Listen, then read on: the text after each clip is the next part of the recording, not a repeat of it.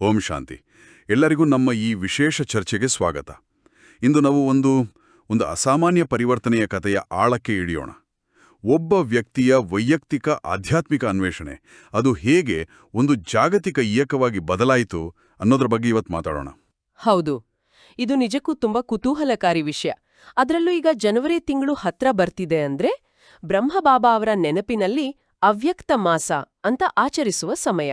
ಸರಿ, ಅವ್ಯಕ್ತ ಮಾಸ ಅಂದ್ರೆ ಇದೇ ತಿಂಗಳಲ್ಲೇ ಬ್ರಹ್ಮಬಾಬಾ ತಮ್ಮ ಭೌತಿಕ ದೇಹವನ್ನು ತ್ಯಜಿಸಿ ಸೂಕ್ಷ್ಮ ರೂಪವನ್ನು ತಾಳಿದ್ದು. ಹೋದ ಚರ್ಚೆಯಲ್ಲಿ ನಾವು ಅವರ ವೈಯಕ್ತಿಕ ತ್ಯಾಗ, ಅವರ ಸಾಧನೆ ಅದರ ಬಗ್ಗೆ ಮಾತಾಡಿದ್ವಿ. ಆದರೆ ಆ ಒಂದು ವೈಯಕ್ತಿಕ ಅನುಭವ ಅದು ಹೇಗೆ ಒಂದು ಜಾಗತಿಕ ಸೇವಾ ಕಾರ್ಯವಾಗಿ ಬೆಳೀತು, ಆ ಪ್ರಯಾಣ ಹೇಗಿತ್ತು ಅನ್ನೋದೇ ಇವತ್ತಿನ ನಮ್ಮ ಚರ್ಚೆಯ ತಿರುಳು. ಹೌದು, ಇದು ಕೇವಲ ಒಬ್ಬ ವ್ಯಕ್ತಿಯ ಕಥೆ ಅಲ್ಲ, ಒಂದು ಆಲೋಚನೆ ಹೇಗೆ ವಿಶ್ವವ್ಯಾಪಿಯಾಯಿತು ಅನ್ನೋದರ ಕಥೆ. ಹಾಗಾದ್ರೆ ಬನ್ನಿ ಮೊದಲ ಹೆಜ್ಜೆಯಿಂದಾನೇ ಶುರು ಮಾಡೋಣ. ಮೂಲಗಳಲ್ಲಿ ಉಲ್ಲೇಖಿಸಿರುವ ಹಾಗೆ ಆರಂಭದ ದಿನಗಳಲ್ಲಿ ಎಲ್ಲರಿಗೂ ಜ್ಞಾನ ಸಿಕ್ಕಾಗ ಅವರಲ್ಲಿ ಒಂದು ರೀತಿ ಆಟ ಮುಗೀತು ಅನ್ನೋ ಭಾವನೆ ಇತ್ತಂತೆ. ದೇವರೇ ಸಿಕ್ಕಾಯ್ತು, ಇನ್ನು ಸಾಧಿಸೋದೇನಿದೆ, ನಮ್ಮ ಆಧ್ಯಾತ್ಮಿಕ ಗುರಿ ಮುಟ್ಟಾಯ್ತು, ಈಗ ಶರೀರದ ಲೆಕ್ಕಾಚಾರ ಮುಗಿಸಿ ಮನೆಗೆ ಅಂದ್ರೆ ಪರಮಧಾಮಕ್ಕೆ ಹೋಗ್ಬೇಕು ಅಂತ. ಇದು ಕೇಳೋಕೆ ಸ್ವಲ್ಪ ವಿಚಿತ್ರ ಅಲ್ವಾ? ಮೇಲ್ನೋಟಕ್ಕೆ ವಿಚಿತ್ರ ಅನ್ಸ್ಬಹುದು. ಆದ್ರೆ ಆ ಮನಸ್ಥಿತಿಯನ್ನ ನಾವು ಅರ್ಥ ಮಾಡ್ಕೊಳ್ಬೇಕು. ಅವರಿಗೆ ಜೀವನದ ಪರಮಸತ್ಯ ಸಿಕ್ಕಾಗ ಬಹುಶಃ ಅದುವೇ ಅಂತಿಮ ಹಂತ ಅಂತ ಭಾವಿಸೋದು ಸಹಜ. ಆದ್ರೆ ಇಲ್ಲೇ ಒಂದು ದೊಡ್ಡ ತಿರುವು ಬರೋದು. ಇದು ಅಂತ್ಯವಲ್ಲ, ಬದಲಿಗೆ ಒಂದು ಹೊಸ ಆರಂಭದ ಮುನ್ನುಡಿ ಅನ್ನೋ ಅರಿವು ಅವರಿಗೆ ಬೇಗನೆ ಆಯಿತು.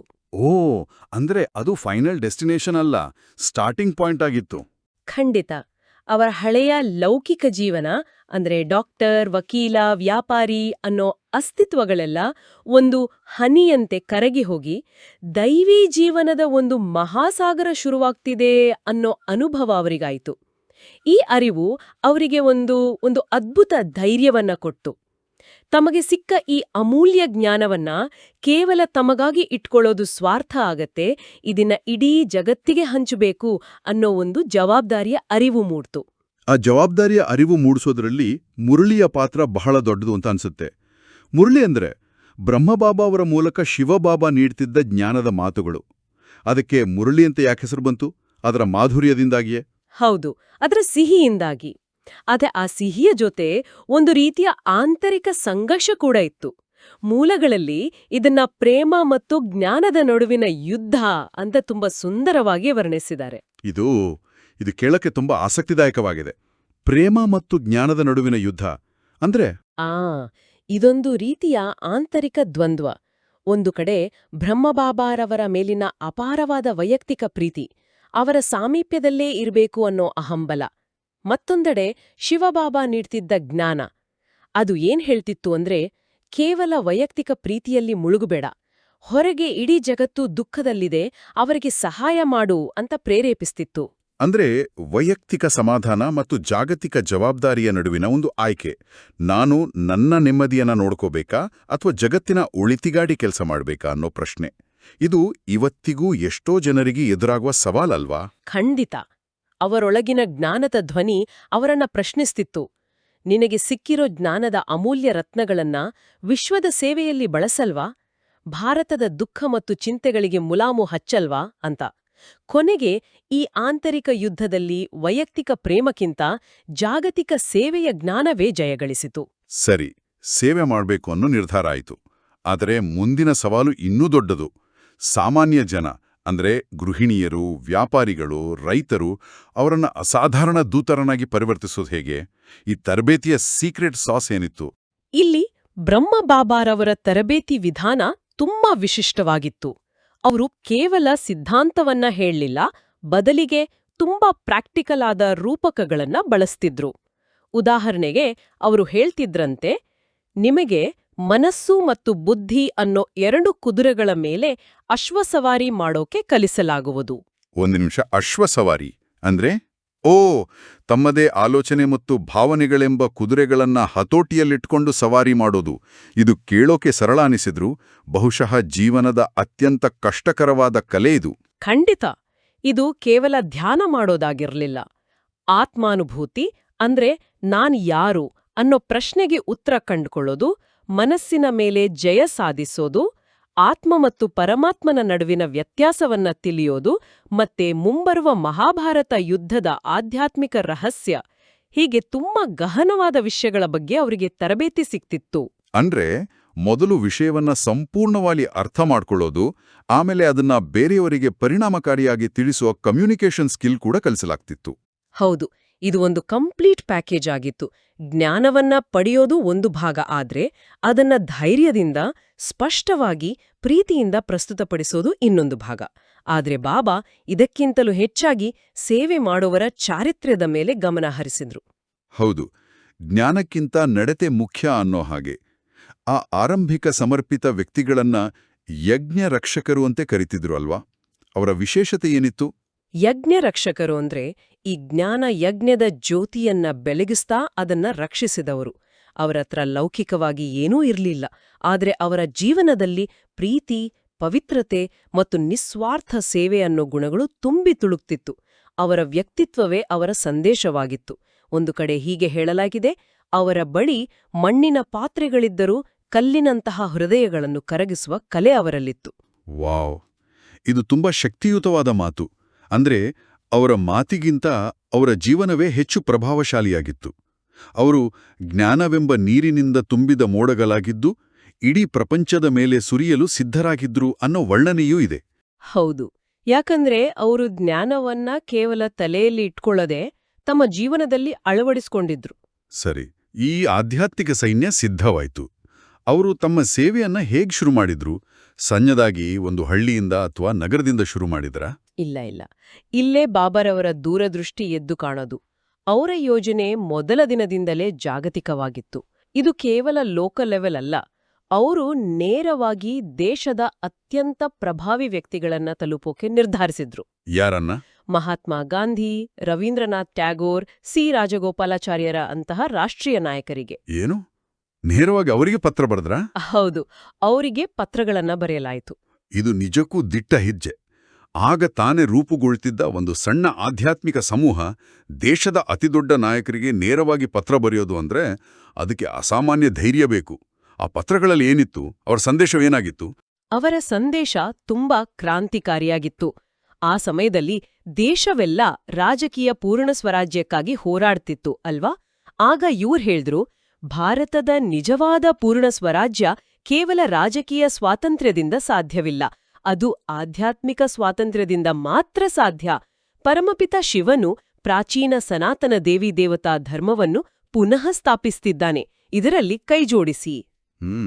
ಇದು ಒಂದು ರೀತಿ ಆ ಕಾಲದ ಚಿಂತನೆಗೆ ವಿರುದ್ಧವಾದ ನಿಲುವಾಗಿತ್ತು. ಎಲ್ಲರ ಗಮನ ರಾಜಕೀಯದ ಮೇಲಿದ್ದಾಗ ಇವರು ಆಧ್ಯಾತ್ಮದ ಕಡೆಗೆ ಗಮನ ಸೆಳೆಯುತ್ತಿದ್ದರು. ಹೌದು, ಮತ್ತು ಅವರ ಈ ಪ್ರಯತ್ನ ಕೇವಲ ಭಾರತಕ್ಕೆ ಸೀಮಿತವಾಗಿರ್ಲಿಲ್ಲ. ಇದೊಂದು ಅದ್ಭುತವಾದ ಗ್ಲೋಬಲ್ ಔಟ್ರೀಚ್ ಸ್ಟ್ರಾಟಜಿಯಾಗಿತ್ತು.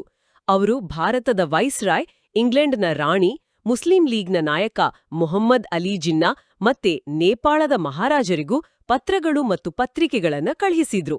ಅಷ್ಟೇ ಅಲ್ಲ, ಹಾರ್ವರ್ಡ್, ಕೊಲಂಬಿಯಾ ಮತ್ತು ಕ್ಯಾಲಿಫೋರ್ನಿಯಾದಂಥ ವಿಶ್ವವಿದ್ಯಾಲಯಗಳ ಲೈಬ್ರರಿಗಳಿಗೂ ಸಾಹಿತ್ಯ ಕಳುಹಿಸಿದ್ರು ಅಂತ. ಇದು ತುಂಬಾ ಆಸಕ್ತಿದಾಯಕ. ಅಂದ್ರೆ ಅವರು ರಾಜಕೀಯ, ನೈತಿಕ ಮತ್ತು ಬೌದ್ಧಿಕ ಹೀಗೆ 3 ಸ್ತರಗಳಲ್ಲಿ ಪ್ರಭಾವ ಬೀರಲು ಪ್ರಯತ್ನಿಸಿದ್ರು. ಖಂಡಿತ, ಇದು ಅವರ ದೂರದೃಷ್ಟಿಯನ್ನ ತೋರಿಸುತ್ತೆ. ಅವರು ಕೇವಲ ಭಾವನಾತ್ಮಕವಾಗಿ ಜನರನ್ನ ತಲುಪೋಕೆ ಬಯಸಲಿಲ್ಲ, ಬದಲಿಗೆ ಜಗತ್ತಿನ ಬುದ್ಧಿಜೀವಿಗಳನ್ನು ತಲುಪಿ ಈ ಜ್ಞಾನದ ಬೀಜವನ್ನ ಎಲ್ಲೆಡೆ ಬಿತ್ತಬೇಕು ಅಂತ ಬಯಸಿದ್ರು. ಈ ಜಾಗತಿಕ ದೃಷ್ಟಿಯ ಜೊತೆಗೆ ಅವರ ಗಮನ ಸಮಾಜದ ಸಣ್ಣಪುಟ್ಟ ವಿಷಯಗಳ ಮೇಲೂ ಇತ್ತು. ಆ ಹೈದರಾಬಾದ್ನಲ್ಲಿ ನಡೆದ ಪ್ರಾಣಿ ಹಿಂಸೆಯ ಘಟನೆ ಇದಕ್ಕೆ ಒಂದು ಒಳ್ಳೆ ಉದಾಹರಣೆ ಅಲ್ವಾ? ಹೌದು. ಒಬ್ಬ ಮಾಲೀಕ ತನ್ನ ಕುದುರೆಗೆ ಸರಿಯಾಗಿ ಆಹಾರ ಕೊಡದೆ ಹಸುವಿನಿಂದ ಬಳಲಿಸ್ತಿದ್ದ. ಇದನ್ನ ನೋಡಿದ ಬ್ರಹ್ಮಬಾಬಾವರ ಹೃದಯ ಕರಗಿತು. ಅವರು ಕೇವಲ ಮನುಷ್ಯರ ಬಗ್ಗೆ ಮಾತ್ರ ಅಲ್ಲ, ಪ್ರಾಣಿಗಳ ಬಗ್ಗೆನೂ ಅಪಾರ ಕರುಣೆ ಹೊಂದಿದ್ರು. ಪ್ರಾಣಿ ಹಿಂಸೆಯ ವಿರುದ್ಧ ಕಠಿಣ ಕಾನೂನು ಜಾರಿಗೆ ತರಬೇಕು ಅಂತ ಅವರು ಆಗ್ರಹಿಸಿದ್ರು. ಹಾಗಾದ್ರೆ ಅವರ ದೃಷ್ಟಿಕೋನ ಕೇವಲ ಧ್ಯಾನ ಅಥವಾ ಆತ್ಮದ ಬಗ್ಗೆ ಇರಲಿಲ್ಲ, ಅದು ಸಮಾಜದ ಪ್ರತಿಯೊಂದು ಸ್ತರವನ್ನು ಒಳಗೊಂಡಿತ್ತು. ಇದೊಂದು ಸಮಗ್ರ ದೃಷ್ಟಿಕೋನ. ನಿಸ್ಸಂದೇಹವಾಗಿ. ಸರಿ, ಈ ಎಲ್ಲ ಅಂಶಗಳನ್ನು ಒಟ್ಟುಗೂಡಿಸಿ ನೋಡಿದ್ರೆ ಬ್ರಹ್ಮಬಾಬಾರವರ ನಾಯಕತ್ವದ ಯಾವ ಪ್ರಮುಖ ಗುಣಗಳನ್ನು ನಾವು ಗುರುತಿಸಬಹುದು? ಈ ಅಧ್ಯಾಯದಿಂದ ಹಲವಾರು ಗುಣಗಳು ಸ್ಪಷ್ಟವಾಗಿ ಕಾಣಿಸ್ತವೆ. ಮೊದಲನೇದಾಗಿ ಅವರು ಮಹಾನ್ ದೂರದೃಷ್ಟಿಯುಳ್ಳವರಾಗಿದ್ರು. ಒಬ್ಬ ವಿಷನರಿ. ತಮ್ಮ ಸಣ್ಣ ಸಮೂಹ ಒಂದಿನ ವಿಶ್ವವ್ಯಾಪಿ ಆಗುತ್ತೆ ಅನ್ನೋ ನಂಬಿಕೆ ಅವರಿಗಿತ್ತು. ಅದಕ್ಕಾಗಿಯೇ ಅವರು ಗಾಂಧೀಜಿಯಿಂದ ಹಿಡಿದು ಹಾರ್ವರ್ಡ್ ಯೂನಿವರ್ಸಿಟಿವರೆಗೂ ಎಲ್ಲರನ್ನೂ ತಲುಪಿದ್ರು. ಮತ್ತು ಅವರು ಕೇವಲ ಕನಸು ಕಾಣೋರಾಗಿರಲಿಲ್ಲ, ಬದಲಿಗೆ ಅತ್ಯಂತ ವ್ಯಾವಹಾರಿಕ ಶಿಕ್ಷಕರಾಗಿದ್ರು, ಪ್ರಾಕ್ಟಿಕಲ್ ಟೀಚರ್. ಹೌದು, ಮನಸ್ಸನ್ನ ನಿಯಂತ್ರಿಸೋಕೆ ಅಶ್ವಸವಾರಿಯಂತಹ ಸರಳ ಆದ್ರೆ ಶಕ್ತಿಯುತ ರೂಪಕವನ್ನ ಬಳಸೋದು ಅವರ ಪ್ರಾಕ್ಟಿಕಲ್ ಅಪ್ರೋಚ್ಗೆ ಸಾಕ್ಷಿ. ಅವರು ಸಂಕೀರ್ಣ ಆಧ್ಯಾತ್ಮಿಕ ತತ್ವಗಳನ್ನ ದೈನಂದಿನ ಜೀವನಕ್ಕೆ ಅನ್ವಯ ಆಗೋ ಹಾಗೆ ಬೋಧಿಸ್ತಿದ್ರು. ಜಗತ್ತಿನ ಅತ್ಯಂತ ಶಕ್ತಿಶಾಲಿ ವ್ಯಕ್ತಿಗಳಿಗೆ ಪತ್ರ ಬರೆದದ್ದು. ಇದು ಅವರನ್ನ ಒಬ್ಬ ನಿರ್ಭಯ ಸಂವಹನಕಾರರನ್ನಾಗಿ ತೋರಿಸುತ್ತೆ. ಇಲ್ಲಿಂದ ಬಂತವ್ರಿಗಷ್ಟು ಧೈರ್ಯ? ಆ ಧೈರ್ಯದ ಮೂಲ ಸತ್ಯದ ಬಲ. ತಾವು ಹೇಳ್ತಿರೋದು ತಮ್ಮ ಮಾತಲ್ಲ, ಅದು ಸ್ವತಃ ಪರಮಾತ್ಮನ ಸಂದೇಶ ಅನ್ನೋ ದೃಢ ನಂಬಿಕೆ ಅವರಿಗಿತ್ತು. ಆ ನಂಬಿಕೆಯ ಮುನ್ನೆ ವೈಸ್ರಾಯ್ ಆಗ್ಲಿ ರಾಣಿಯಾಗ್ಲಿ ಯಾರೂ ದೊಡ್ಡವರಾಗಿ ಕಾಣ್ಲಿಲ್ಲ. ಭಯಕ್ಕೆ ಜಾಗವೇ ಇರಲಿಲ್ಲ. ಈ ಗುಣಗಳ ಜೊತೆಗೆ ಅವರು ತಮ್ಮ ಅನುಯಾಯಿಗಳ ಜೊತೆ ತುಂಬಾ ಪ್ರೀತಿಯಿಂದ ನಡೆದುಕೊಳ್ತಿದ್ರು. ಒಬ್ಬ ಅಪಾರ ಸ್ನೇಹಮಯಿ ಪ್ರೇರಕರಾಗಿದ್ರು. ಖಂಡಿತ. ಸೇವೆಗೆ ಹೋಗೋ ಮಕ್ಕಳ ಪತ್ರದ ಮೇಲೆ ಅವರು ಕೇವಲ ಒಂದು ಶಬ್ದ ಪಹಲ್ ಅಂದ್ರೆ ಮೊದಲು ಅಂತ ಬರೀತಿದ್ರು. ಆ ಒಂದು ಸಣ್ಣ ಶಬ್ದ ಆ ವ್ಯಕ್ತಿಗೆ ಬಾಬಾ ನನ್ನನ್ನ ಗಮನಿಸ್ತಿದ್ದಾರೆ, ನನ್ನನ್ನ ಪ್ರೋತ್ಸಾಹಿಸ್ತಿದ್ದಾರೆ ಅನ್ನೋ ದೊಡ್ಡ ಸ್ಫೂರ್ತಿಯನ್ನ ಕೊಡ್ತಿತ್ತು. ಇದು ಸಣ್ಣ ವಿಷಯದ ಮೂಲಕ ದೊಡ್ಡ ಪ್ರೇರಣೆ ನೀಡೋ ಕಲೆ. ಮತ್ತು ಕೊನೆಯದಾಗಿ ಪ್ರಾಣಿ ಹಿಂಸೆಯ ಘಟನೆಯಿಂದ ತಿಳಿಯೋ ಹಾಗೆ ಅವರು ಒಬ್ಬ ಮಹಾನ್ ಸಮಾಜ ಸುಧಾರಕರೂ ಆಗಿದ್ರು. ಹೌದು, ಅವರು ಕೇವಲ ಆಧ್ಯಾತ್ಮಿಕತೆಯ ಬಗ್ಗೆ ಮಾತಾಡ್ಲಿಲ್ಲ. ಮಹಿಳಾ ದೌರ್ಜನ್ಯ, ಪ್ರಾಣಿ ಹಿಂಸೆಯಂತಹ ಸಾಮಾಜಿಕ ಅನಿಷ್ಟಗಳ ವಿರುದ್ಧನೂ ಧ್ವನಿ ಎತ್ತಿದ್ರು. ಅವರ ದೃಷ್ಟಿಯಲ್ಲಿ ಆಧ್ಯಾತ್ಮಿಕತೆ ಅಂದ್ರೆ ಸಮಾಜದಿಂದ ದೂರ ಇರೋದಲ್ಲ, ಸಮಾಜವನ್ನ ಸುಧಾರಿಸೋದು. ಬರಲಿರುವ ಅವ್ಯಕ್ತ ಮಾಸದಲ್ಲಿ ಬ್ರಹ್ಮ ಬಾಬಾರವನ ಈ ಗುಣಗಳನ್ನ, ಅವರ ದೂರದೃಷ್ಟಿ, ನಿರ್ಭಯತೆ, ಪ್ರಾಯೋಗಿಕತೆ ಮತ್ತು ಪ್ರೀತಿಯನ್ನ ನಮ್ಮ ಜೀವನದಲ್ಲಿ ಅಳವಡಿಸಿಕೊಳ್ಳೋಕೆ ಇದೊಂದು ಉತ್ತಮ ಅವಕಾಶ. ಹೌದು. ಮತ್ತು ಈ ಚರ್ಚೆಯ ಕೊನೆಯಲ್ಲಿ ನಾವೆಲ್ಲರೂ ನಮ್ಮನ್ನ ನಾವೇ ಕೇಳ್ಕೊಳ್ಬೇಕಾದ ಒಂದು ಪ್ರಶ್ನೆ ಇದೆ. ಅದೇನು? ಈಗ ನೋಡಿ, ಬ್ರಹ್ಮಬಾಬಾ ತಮ್ಮ ಕಾಲದ ತಂತ್ರಜ್ಞಾನ ಮತ್ತು ಸಂವಹನ ಸಾಧನಗಳನ್ನ ಬಳಸಿ ಅಂದಿನ ಅತ್ಯಂತ ಪ್ರಭಾವಿ ವ್ಯಕ್ತಿಗಳನ್ನ ತಲುಪಿದ್ರು. ಇವತ್ತಿನ ಜಗತ್ತು ಸಂಪೂರ್ಣವಾಗಿ ಬದಲಾಗಿದೆ. ನಮ್ಮ ಮುಂದೆ ಹೊಸ ಸವಾಲುಗಳಿವೆ, ಹೊಸ ಪ್ರಭಾವಿ ವ್ಯಕ್ತಿಗಳಿದ್ದಾರೆ ಮತ್ತು ಸಂವಹನಕ್ಕೆ ಫೇಸ್ಬುಕ್, ಯೂಟ್ಯೂಬ್, ಪಾಡ್ಕಾಸ್ಟ್ನಂತಹ ಹೊಸ ಸಾಧನಗಳಿವೆ. ಹಾಗಾದ್ರೆ ಈ ದೈವಿಕ ಸಂದೇಶವನ್ನ ಇಂದಿನ ಜಗತ್ತಿಗೆ ಅತ್ಯಂತ ಧೈರ್ಯಶಾಲಿ, ನವೀನ ಮತ್ತು ಪ್ರೀತಿಯ ರೀತಿಯಲ್ಲಿ ತಲುಪಿಸಲು ನಾವು ಯಾವ ಮಾರ್ಗಗಳನ್ನ ಕಂಡುಕೊಳ್ಳಬಹುದು? ಇದು ನಿಜಕ್ಕೂ ಚಿಂತನೆಗೆ ಹಚ್ಚುವ ಪ್ರಶ್ನೆ. ಈ ಆಳವಾದ ಚರ್ಚೆಗಾಗಿ ತುಂಬಾ ಧನ್ಯವಾದಗಳು. ಓಂ ಶಾಂತಿ. ಓಂ ಶಾಂತಿ.